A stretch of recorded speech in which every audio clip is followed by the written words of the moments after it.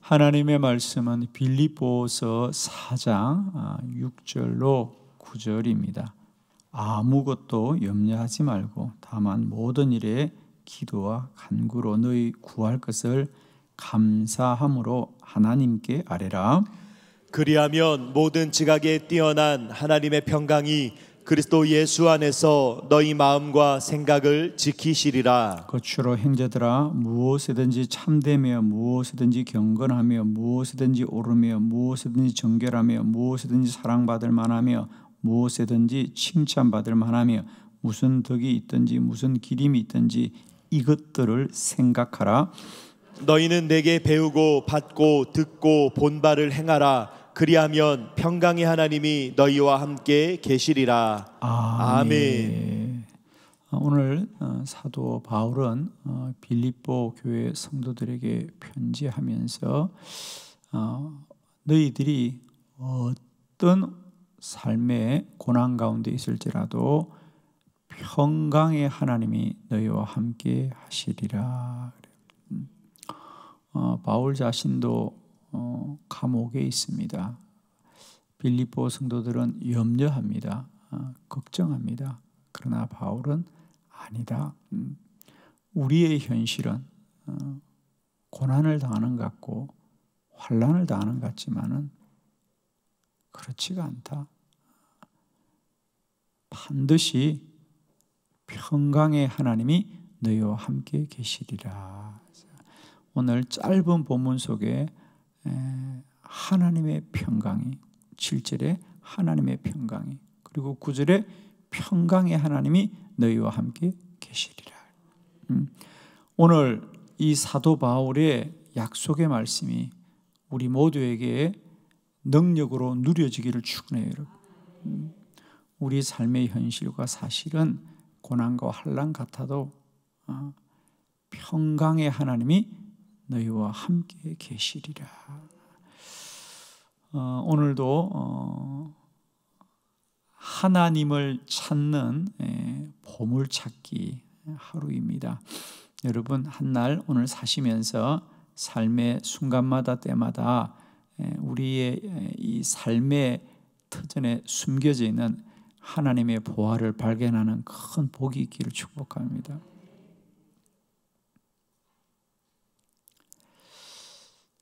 우리의 현실과 사실이 어떠하든 그 안에 평강의 하나님이 반드시 계십니다.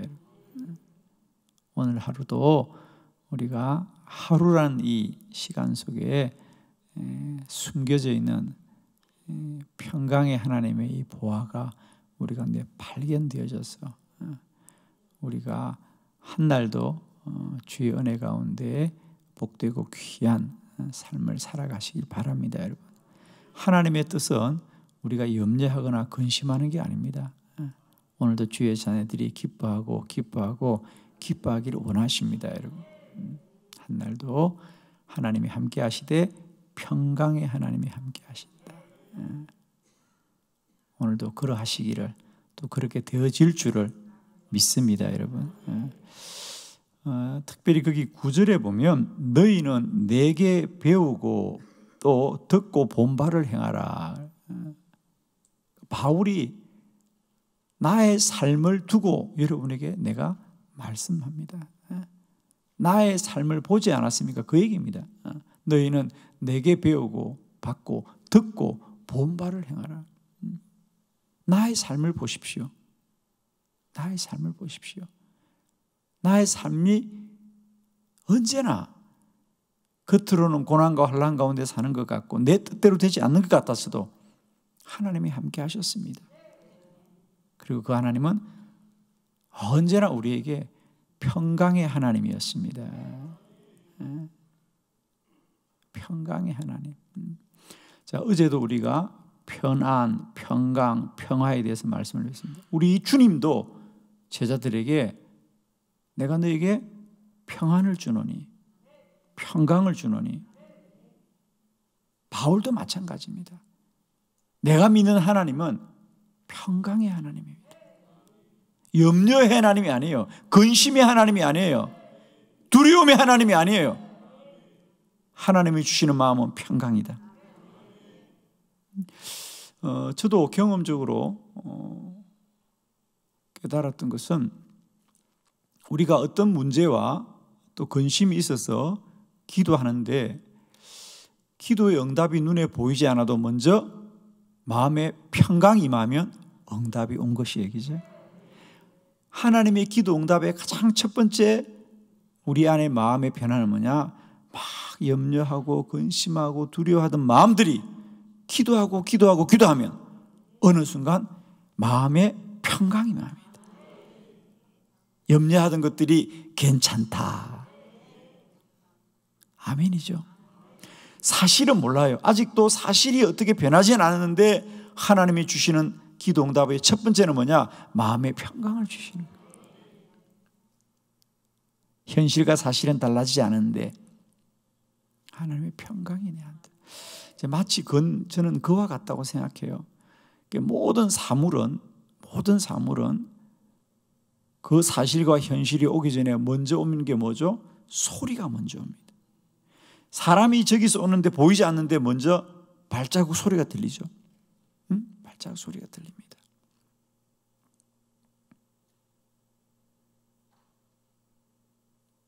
제가 어릴 때 살던 동네에 철길이 있었습니다. 학교 가는 길에 철길이 있었는데 초등학교, 중학교 다닐 때 그 길을 늘 왔다 갔다 했는데 친구들과 지나다가 자주 했던 게 뭐냐, 우리가 그냥 아무것도 보이지 않는 철길 위에 길을 갖다 대면요, 서 있으면 안 들리는 소리가 그 철길 위에 길을 대면요 철커덕 소리가. 오늘 여러분에게 이런 소리가 들리기를 원합니다. 정말이에요. 그러면 기차가 저 멀리서 우리 어린 아이들의 눈에 보이지 않는 저 굽이 뒤에서 오는데도 소리는 먼저 오요. 우리는 기차 온다. 어릴 때 그런 게 참 신기하고요. 그 귀를 기울이면서 소리가 나나. 소리가 먼저 오는 겁니다. 하나님의 역사는 언제나 우리 마음에 평강으로 먼저 오는 거예요. 이 새벽도 기도하는 여러분에게 평강의 하나님이 함께하기를 축복해요. 절대로 하나님은 염려의 하나님, 근심의 하나님, 불평의 하나님, 원망의 하나님이 아닙니다, 여러분. 내 마음에 원망과 불평과 두려움과 근심이 있으면 반드시 이겨야 되는 거예요. 그런 마음으로 하루를 사시면 안 됩니다. 이 새벽도 염려가 있습니까? 근심이 있습니까, 여러분? 하나님의 평강이 임할 때까지 부르짖고 기도하셨어. 오늘도 믿음으로 한 날을 힘있게 시작하길 바랍니다. 반드시 그렇습니다. 기도하면 응답은 그냥 오지 않아요. 염려 가운데 응답이 오지 않습니다. 내 마음에 평강이 임합니다. 그건 참 놀라운 경험이에요. 그렇게 두렵다가도 기도를 하면 하나님이 어느 순간 내 마음에 평안을 주세요. 아멘이죠. 바울은 너희는 내게서 배우고 받고 듣고 본 바 그대로 행하라. 너희들은 나의 삶을 통하여 보지 않았느냐? 평강의 하나님이 함께 하신다. 오늘 이 새벽에 우리 안에 이런 하나님의 평강이 그리스도 예수 안에서 충만하기를 축원합니다. 자, 그러면 바울은 그의 사역 가운데 어떻게 평강을 누렸던가? 첫 번째, 기도가 응답되지 않았습니다. 먼저 고린도 후서 12장 8절로 9절을 교독합니다. 8절, 이것이 내게서 떠나가게 하기 위하여 내가 3번 주께 간구하였더니 나에게 이르시기를 내 은혜가 내게 족하도다. 이는 내 능력이 약한 데서 온전하여 짐이라 하신지라. 그러므로 도리어 크게 기뻐함으로 나의 여러 약한 것들에 대하여 자랑하리니 이는 그리스도의 능력이 내게 머물게 하려 함이라. 아멘. 아멘.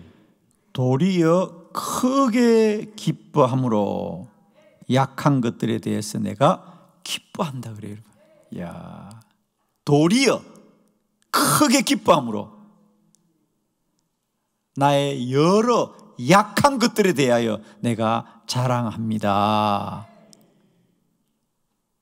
바울은 자기 몸에 일생 동안 지고 가는 몸에 약함이 있었는데 그게 아마 간질병이었을 거라고 많은 성경학자들은 말합니다.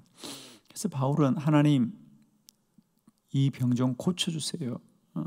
바울은 얼마나 수많은 사람들을 고쳤습니까? 그죠?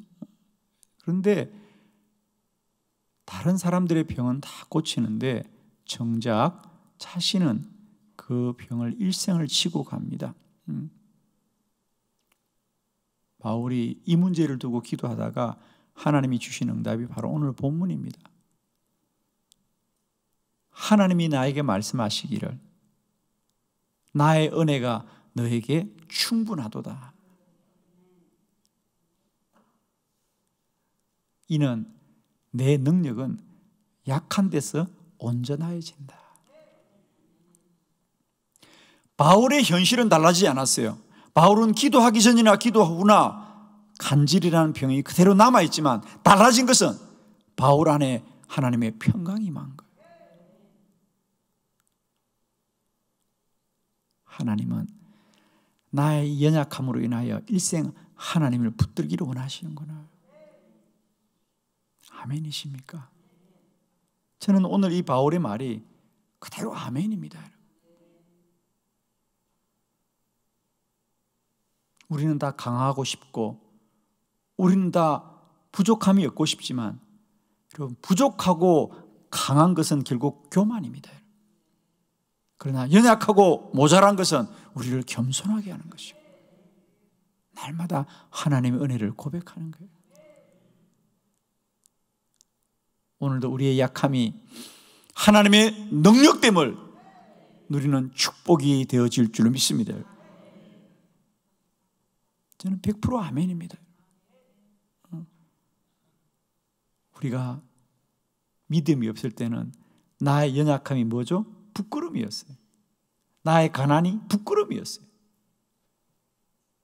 그렇죠?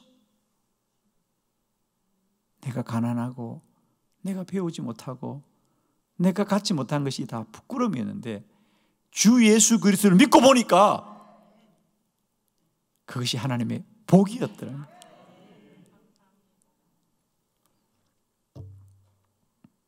왜? 나는 내가 가진 것이 있기 때문에 하나님의 손을 붙들 수가 있었다는 거죠.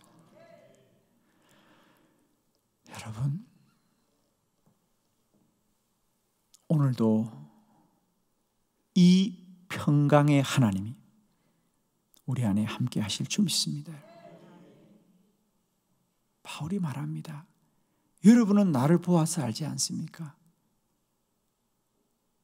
내가 이 육신의 질고를 가지고 얼마나 고통스러워한지 여러분이 아시지 않습니까?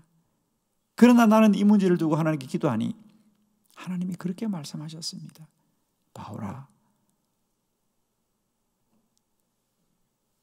너의 연약함이 너를 믿음 안에 온전케 할 거야.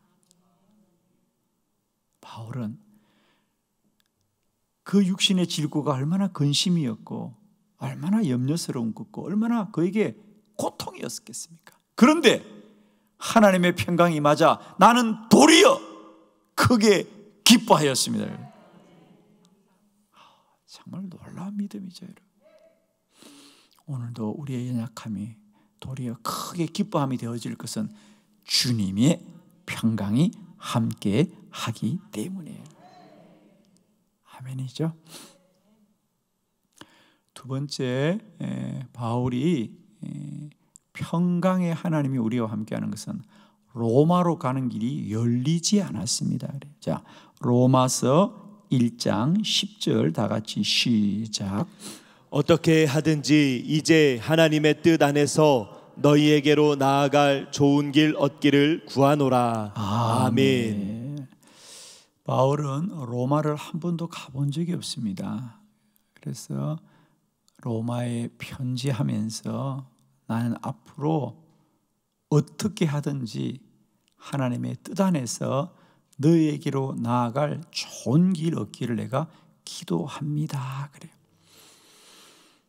로마로 가는 좋은 길, 그 길이 열리기를 내가 기도합니다. 그런데 드디어 그 길이 열렸습니다. 그게 사도행전 27장, 28장입니다.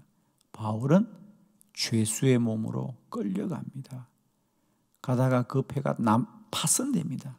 유라굴라라는 큰 태풍을 만나서 배가 산산조각 부서지고 그는 드디어 로마에 도착합니다. 그러나 그는 사람들의 환영을 받는 선교사가 아니라 부끄러운 죄인으로 묶여서 로마에 가고 그가 가야 될 곳은 감옥이었습니다. 그러나 그곳에서 세계적으로 유례없는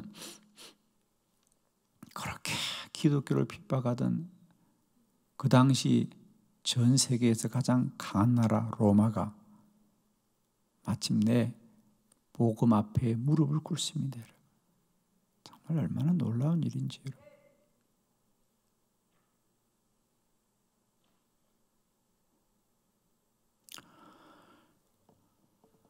바울이 모든 사람이 보아도 그런 옥에 갇힌 자요, 고난당하는 자요, 죽임당하는 자 같지만 하나님은 그를 통하여 오직 하나님의 일을 이루고 행하시는 거예요.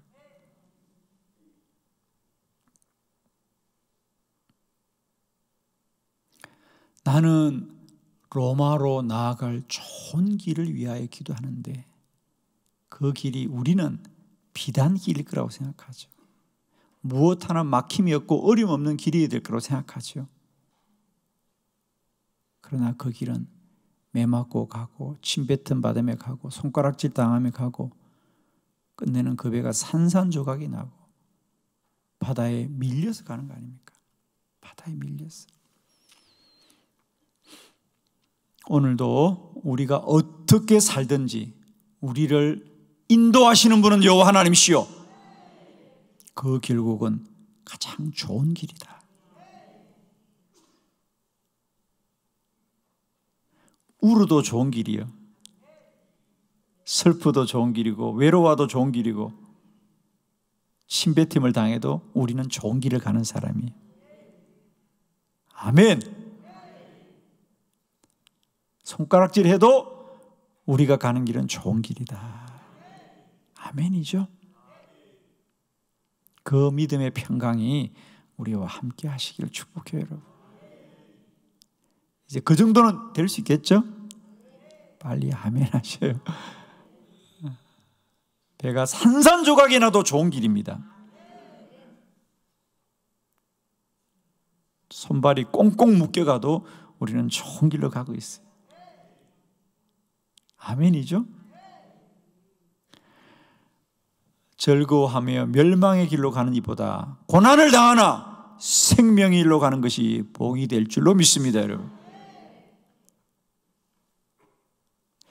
세 번째, 바울은 그래서 옥에 갇혔어요, 여러분. 오늘 본문이죠. 자, 빌립보서 1장 12절입니다. 다 같이 시작.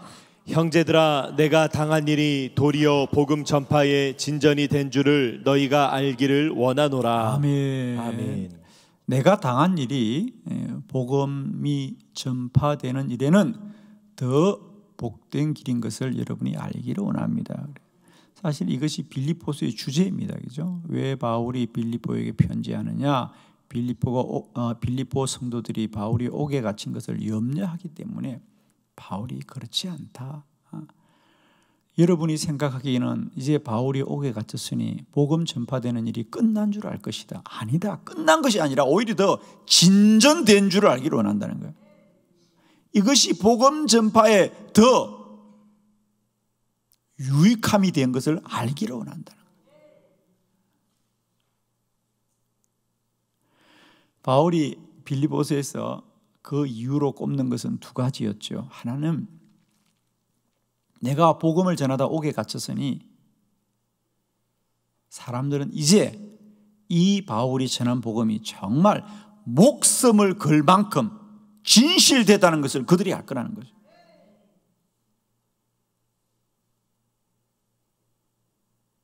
아마 바울이 옥에 갇혀서 너는 다시는 그리스도가 부활했다는 헛된 소식을 전하지 말라고 했을 때 내가 그렇다고 하고 옥에서 풀려났으면 바울이 전한 것이 다 헛된 겁니다.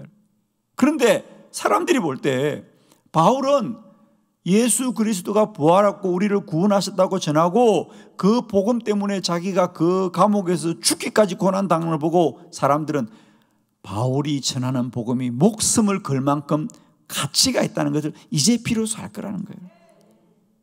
두 번째로, 이제 내가 옥에 갇혔기 때문에 나보다 더 많은 사람이 담대하게 복음을 전할 거라는 것이죠.